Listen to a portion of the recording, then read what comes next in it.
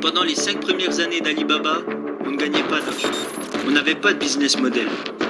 Alors, j'ai dit à l'équipe, ne pensez pas aux revenus que vous pourriez gagner aujourd'hui. Si nous voulons être une entreprise pérenne sur le long terme, la seule chose qui doit nous préoccuper, ce sont nos clients.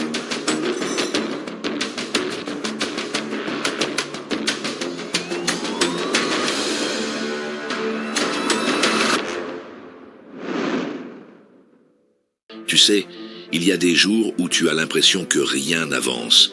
Tu fais tout ce qu'il faut, et pourtant, rien ne change. Tu doutes. Tu te demandes si ça vaut vraiment la peine de continuer. Mais, rappelle-toi une chose, petit à petit, l'oiseau fait son nid. Et parfois, ceux qui ont été les plus rejetés, les plus sous-estimés, finissent par construire les plus grands nids. Voici l'histoire de Jack Ma, un homme que le monde entier a ignoré, jusqu'à ce qu'il bâtisse un empire que plus personne ne pouvait ignorer. Écoute bien, car cette histoire pourrait changer ta perception de l'échec, du rejet et de toi-même. Quand j'ai lancé mon entreprise en 1995, c'était très dur. J'avais une idée. J'avais invité 24 de mes amis dans mon appartement. Parce que cette année-là, j'avais été à Seattle. C'était ma première fois aux États-Unis. Et à Seattle, j'ai découvert Internet. Et je me suis dit que cette chose avait les moyens de changer le monde. Alors, je suis allé à Seattle voir un ami à moi. Et cet ami avait un petit business avec 4-5 ordinateurs. Je n'avais jamais touché d'ordinateur avant ça parce qu'ils étaient bien trop chers pour moi. Et aussi beaucoup trop compliqués. Alors mon ami m'a dit, regarde, ça c'est Internet. Et il m'a dit, regarde, tape ce que tu veux. Je lui ai répondu, non merci, il est bien trop cher pour moi. J'ai peur de le casser, je ne sais même pas comment l'utiliser. Il m'a dit, tu sais Jack, ce n'est pas une bombe. Tape juste ce qui te passe par la tête. Alors le premier mot que j'ai tapé, c'est le mot bière. Je ne bois même pas de bière, je ne sais même pas pourquoi j'ai écrit ça. Je suis tombé sur des bières américaines, des bières allemandes, japonaises, mais il n'y avait rien sur les bières chinoises. Alors j'ai tapé le mot Chine. Il n'y avait aucune information sur la Chine. Et là je me suis dit, pourquoi ne pas mettre sur Internet des informations sur la Chine? Ça c'était l'idée de départ. Alors je suis retourné en Chine et j'ai démissionné de mon travail. J'étais professeur. Cela faisait 6 ans que je donnais des cours à l'université. Alors j'ai invité 24 de mes amis dans mon appartement. Après 2 heures à leur expliquer ce que je voulais faire avec Internet, 23 de mes amis m'ont dit de laisser tomber. Ils m'ont dit, ça ne marchera jamais parce qu'il n'y a pas d'Internet ici et parce que tu ne connais rien sur les ordinateurs. Alors pourquoi veux-tu te lancer là-dedans? Et un de mes amis m'a dit, Jack, si tu veux le faire, fais-le. Et si ça ne marche pas, reviens en arrière. Et après y avoir pensé toute la nuit, je me suis dit, je vais le faire. Parce que la plupart des gens ont des idées originales le soir, mais quand ils se réveillent au petit matin, ils retournent simplement à leur travail. On se devait de faire les choses différemment. Alors, à partir de ce moment, j'ai lancé mon entreprise avec l'aide de $2000 que m'avaient donné mes amis. C'est comme ça que tout a commencé.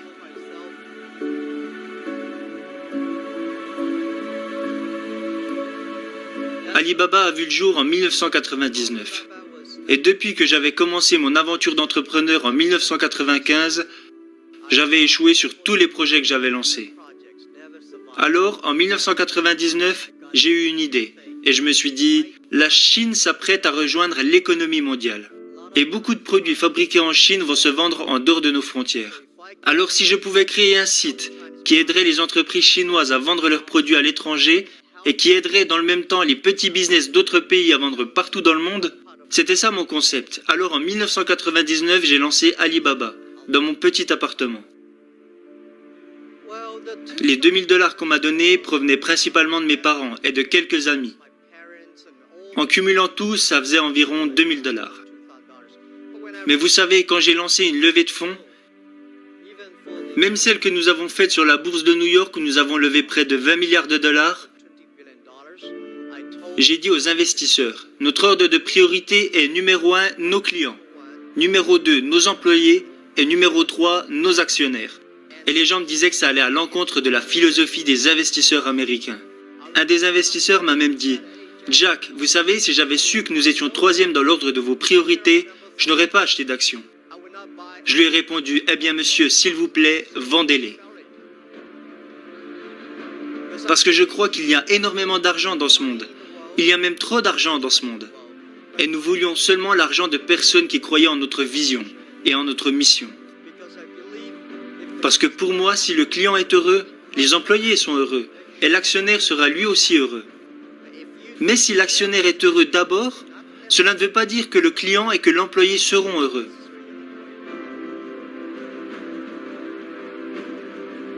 La confiance est l'une des choses les plus importantes.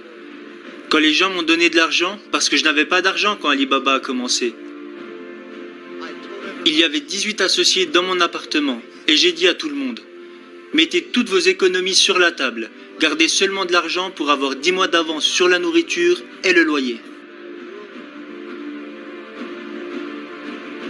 Et n'empruntez pas d'argent à vos amis ou à votre famille, parce que je ne veux pas mettre vos parents ou vos amis à la rue à cause d'Alibaba. »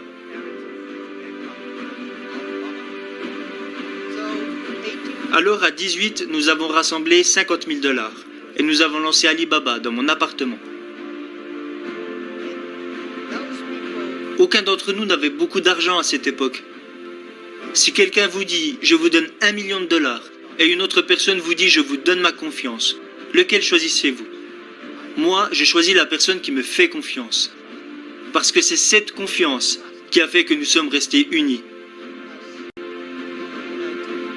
Ces 18 associés m'ont fait confiance et parce qu'ils m'ont fait confiance, je me devais d'être loyal envers eux. Et loyal envers la mission que nous avions. Je pense que beaucoup d'entrepreneurs se trompent. Je déteste que les gens travaillent pour moi. Je veux que les gens travaillent pour la mission que nous avons en commun. Je ne veux pas que les gens travaillent pour moi. Parce que les gens comme moi, quand on regarde au loin, on se dit « ce gars est pas mal », mais quand on s'approche, on s'aperçoit qu'il est moche. Tout le monde est pareil. Les gens pensent peut-être que je suis un bon gars, mais quand on me connaît vraiment, on s'aperçoit que ce n'est pas toujours le cas. Je peux m'énerver, je peux être malheureux, mais quand les gens croient en vous, c'est la chose la plus précieuse.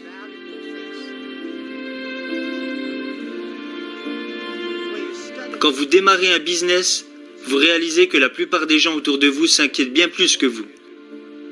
Quand j'ai lancé Alibaba, mes parents étaient inquiets, ma femme était inquiète, mes amis étaient inquiets, tout le monde s'inquiétait, et ils s'inquiétaient sur beaucoup de choses. Moi, la seule chose qui m'inquiétait, c'était de décevoir les personnes qui croyaient en moi. Quand nous avons commencé Alibaba, il y avait beaucoup de choses qui inquiétaient les gens. On me disait, vous n'avez même pas de système de paiement. Les gens ne font pas leur achat en ligne, ils achètent en face à face. Le gouvernement ne supporte pas Internet. Personne ne supporte le e-commerce. Comment tu comptes t'y prendre? Alors je pense que si vous êtes entrepreneur et que tout existe déjà, c'est qu'on n'a pas besoin de vous. C'est quand les choses n'existent pas qu'il y a un besoin d'entrepreneur. Bien sûr qu'il y a beaucoup de problèmes au début, mais votre but est de les résoudre. Alors nous avons consacré les 15 dernières années à gagner la confiance de nos clients, pour qu'ils se sentent en sécurité, qu'ils soient heureux et que les petites entreprises soient heureuses.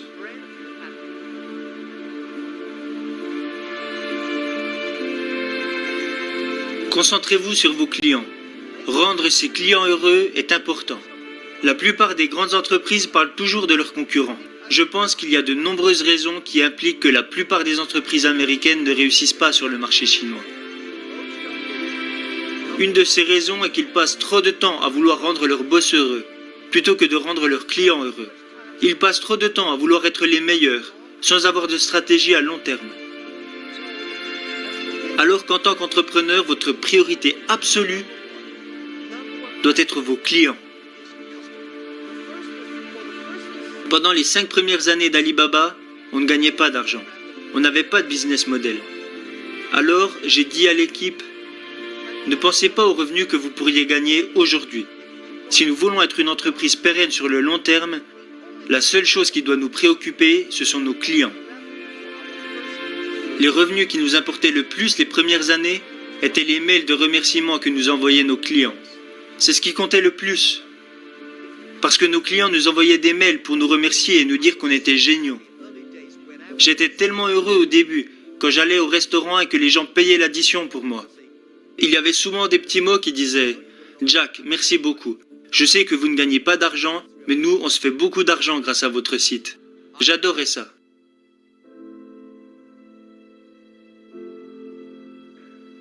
Quand nous étions jeunes, personne ne nous a donné notre chance. Maintenant, nous sommes énormes. Notre devoir est de donner la chance aux jeunes. Les jeunes peuvent faire un bien meilleur travail que nous le faisons.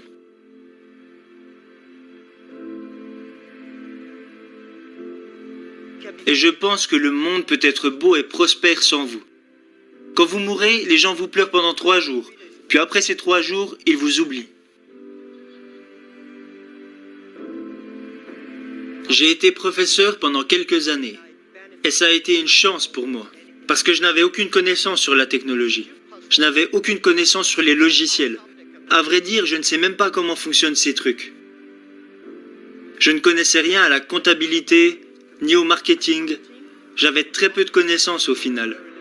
Mais les choses que j'ai apprises de mon métier de professeur, c'est qu'un professeur veut toujours que ses élèves aient plus de succès et deviennent meilleurs que lui. Ça m'a servi quand j'étais à la tête d'Alibaba. Quand j'embauchais des gens, je cherchais seulement des personnes qui étaient plus intelligentes que moi. Aujourd'hui, je donne beaucoup de conseils à mes collègues. Quand ils embauchent quelqu'un, il n'y a qu'une chose à regarder. Regardez ce jeune homme. Si vous pensez qu'il pourrait devenir votre boss, si vous vous dites « dans 5 ans, ce gars-là pourrait être mon boss », alors embauchez-le. J'adore parler pour partager mes connaissances. Quand vous êtes professeur, vous n'en savez pas beaucoup plus que les autres parce que tout ce que vous apprenez, vous le partagez. Peut-être que certaines personnes n'aiment pas ce que je dis, mais mon job n'est pas de rendre les gens heureux. Mon job est de faire réfléchir les gens. Et c'est ce que nous avons fait. Si ce que je vous dis vous sert, alors retenez-le. Si ce n'est pas utile, oubliez-le. J'aime être avec des entrepreneurs. Parce que vous me rappelez les 18 dernières années difficiles que nous avons vécues. Et je crois véritablement en la chose que je vais vous dire maintenant. Si vous êtes entrepreneur, aujourd'hui est très dur. Demain sera encore plus dur. Mais après-demain sera magnifique. Le problème, c'est que la plupart des gens mourront demain soir. Vous devez travailler dur, vous devez apprendre et vous devez compter sur votre équipe.